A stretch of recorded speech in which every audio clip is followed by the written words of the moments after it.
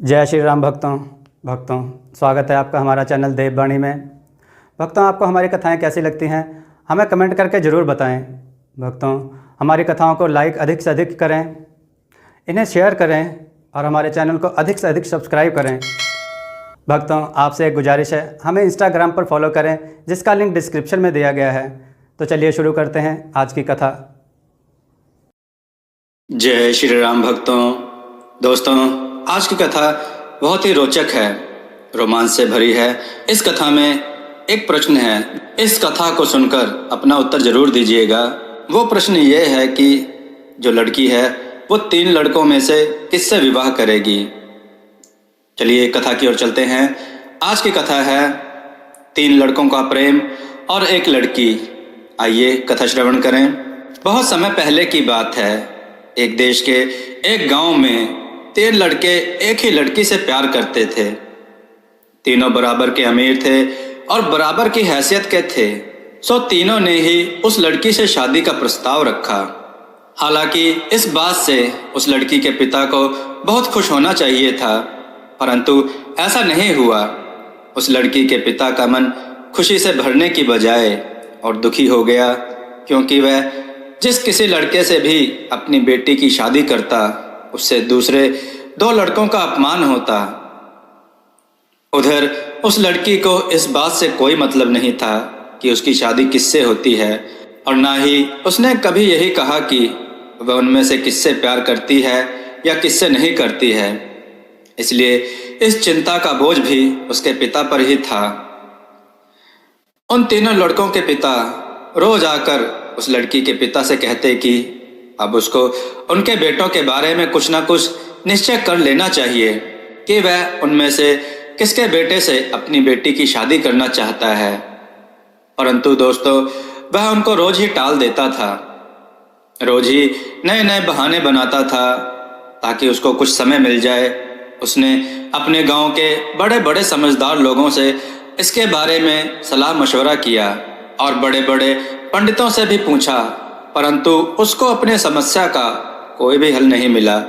आखिर में उसे एक तरकीब सूझी कि क्यों ना वह इन तीनों का इम्तिहान ले कि उनमें से कौन सा लड़का उसकी बेटी के लायक है। गांव के 3 सबसे बड़े और अक्लमंद लोग इस इम्तिहान के न्यायाधीश बनेंगे।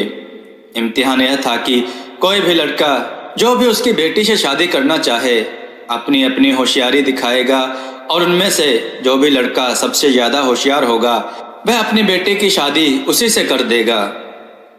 पहला लड़का तीनों में सबसे बलवान था, सो उसने 2 आदमियों को अपने कंधे पर बिठाया और उन्हें नदी पार ले गया और वापस भी ले आया। गांव वाले उसका बल देखकर बहुत प्रभावित हुए। दूसरा लड़का भाला बहुत अच्छी तरह चलाना जानता था। उसने दोस्त के मुंह में कुछ डंडियां पकड़ाई और भाले से उस डंडियों पर निशाना लगा दिया, जिससे वह डंडियां कटकर गिर गईं। उसने एक उड़ती हुई चिड़िया को भाले के जरिए आसमान से मार गिराया और एक चांदी के सिक्के को दूर से ही फेंककर उस पर भाले से निशाना लगाकर उसमें भी छेद कर डाला। अब तीसरे लड़के की बारी थी। वो लड़का बहुत ही सुंदर था।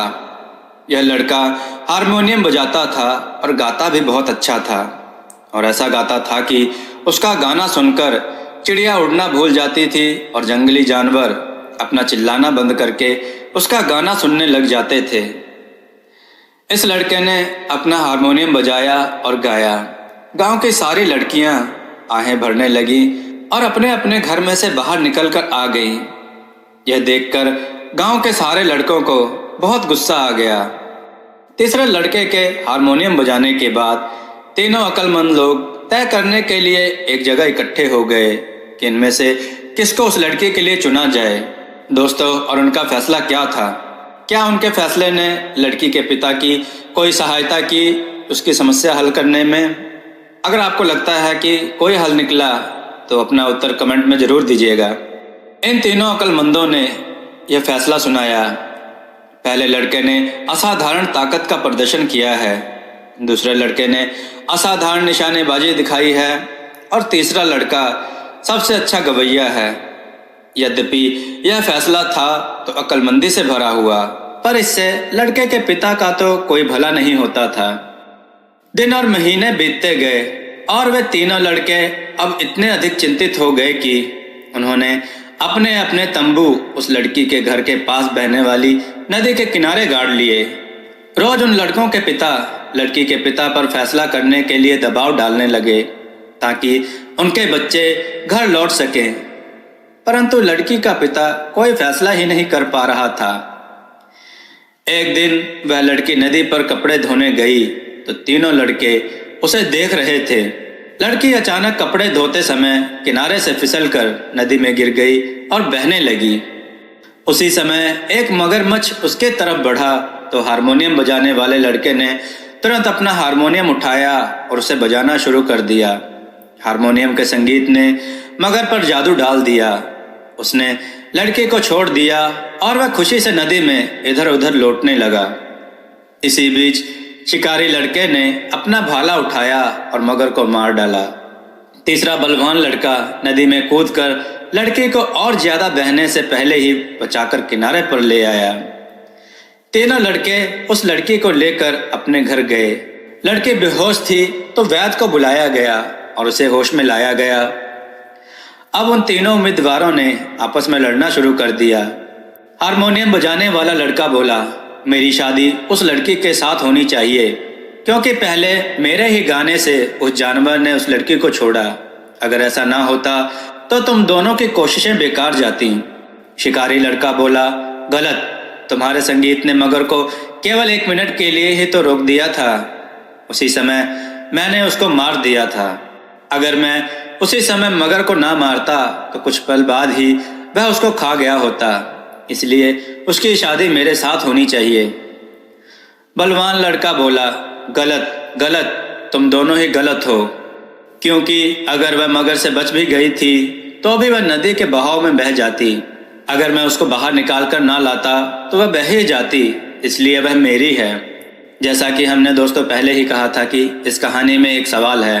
अब आपको बताना है कि लड़की किसको मिलनी चाहिए, हारमोनियम बजाने वाले लड़के को जिसने लड़की को मगर से छुड़ाया, या शिकारी लड़के को जिसने मगर को मारा, और फिर उस बलवान लड़के को जो उस लड़की को नदी से बाहर निकाल कर लाया। आप अपने विचार कमेंट में ज़रूर लिखिएगा और हमारी कथाओं को शेयर ज़रूर करिएगा। हमारी कथाओं को लाइक करना भी ना भूलिएगा, जिससे लोगों को अच्छा ज्ञान प्राप्त हो। जय श्री राम भक्तों।